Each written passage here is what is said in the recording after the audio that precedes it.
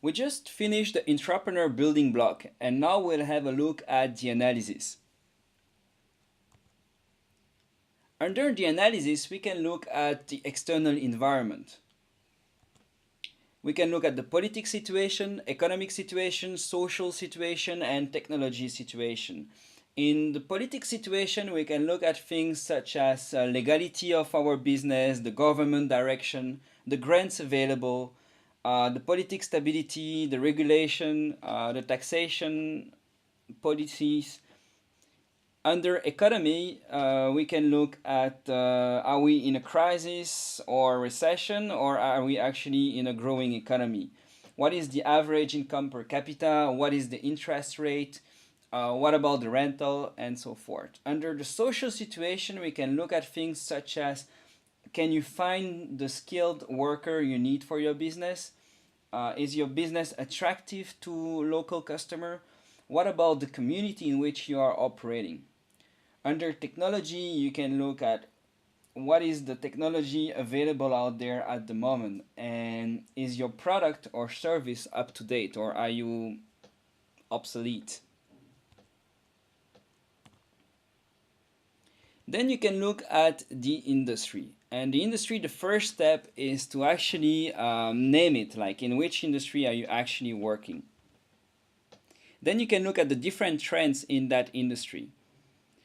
You can also see, is it an innovative industry, a growing industry, a mature industry, or a declining industry?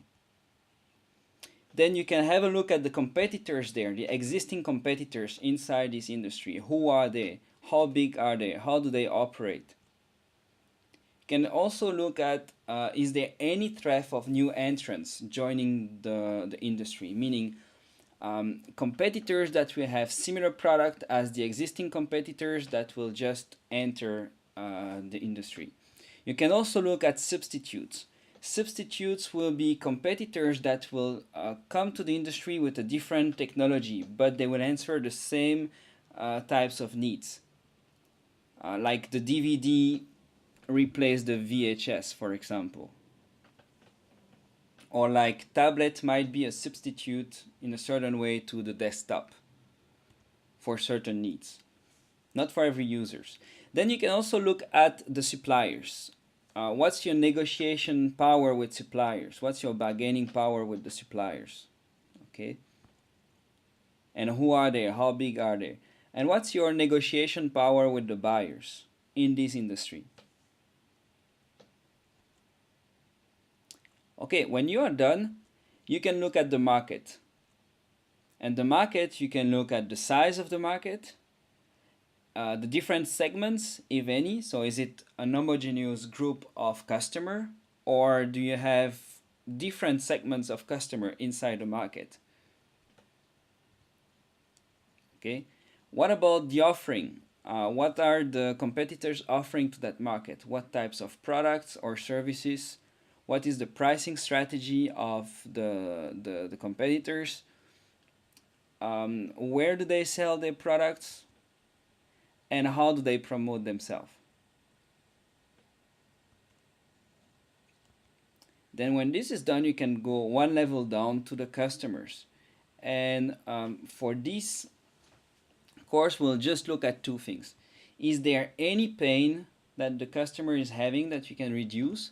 Or is there any gain that you can give to the customer?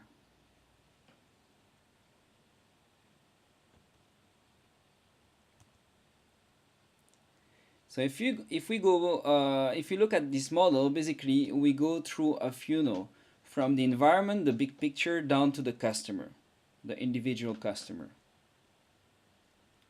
So now back to the example of a fitness center. In a political point of view, we actually need license to open a fitness center in Hong Kong. In terms of economy, we can see that Hong Kong has a good economy and there is a high income per capita. Here what you can do as well is to put the number, okay? Like what's the income per capita if you want to be more precise. In the technology situation, we can see that we come with a new and attractive technology not available in the market. So if you already know more or less what kind of products you will have, what you want to sell, you can actually compare with what is available out there and see if your technology is actually up to date or not. In the economy, we can see that the rent is pretty high for the moment in Hong Kong. In a social perspective, we can see that it's actually pretty easy to find employees in Hong Kong because the education is pretty good and we can find the people we need as fitness coaches. In a social perspective as well, we see that the health and fitness awareness is growing currently in Hong Kong amongst both the expat community and the Chinese, local Chinese. There is also a culture of exercise in Hong Kong where if we wake up early and you go to the park, you will see all these old ladies and old men doing Tai Chi in the parks or doing different kind of exercise. Then you can go to the industry and name it. So we'll be basically in health and fitness industry. In Hong Kong, it's a mature industry growing since the mid-90s. There are many competitors, many big centers, government facilities, and residential facilities, plus some smaller clubs.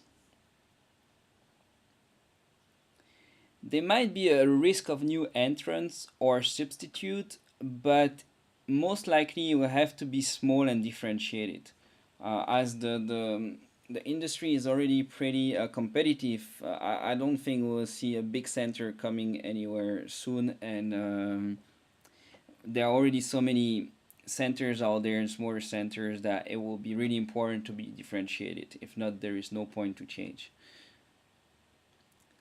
Then in terms of bargaining power with clients, it will be important to have, you will be able to bargain with client and negotiate if you can come with membership duration, short-term membership duration, if you are also differentiated as we just said earlier.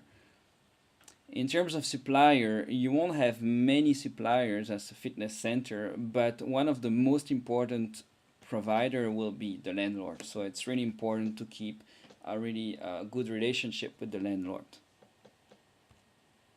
So here I take away all the post-it because I'm working on a small templates, but in your case the template will be bigger. You can print these templates on 4A3, so basically it will be quite big and you can just keep all your post-it on it.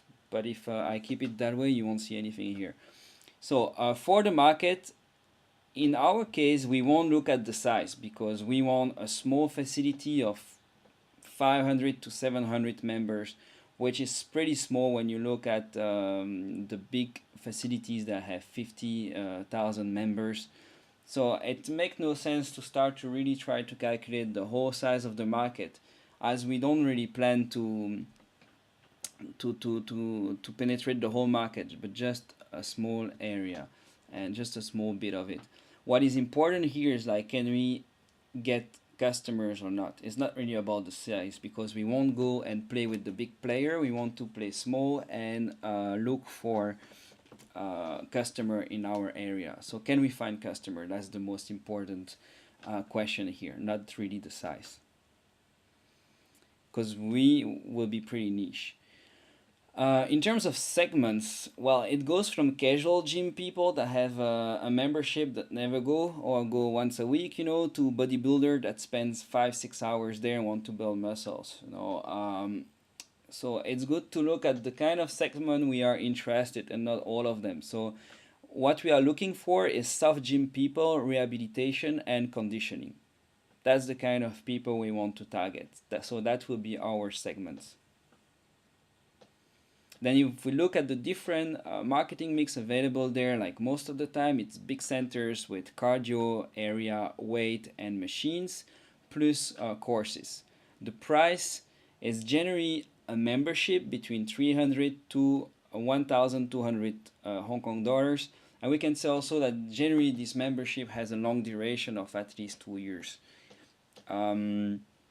The place is generally in city centers, in big facilities, and the promotion is mainly made through MTR, is our metro, online and direct sales.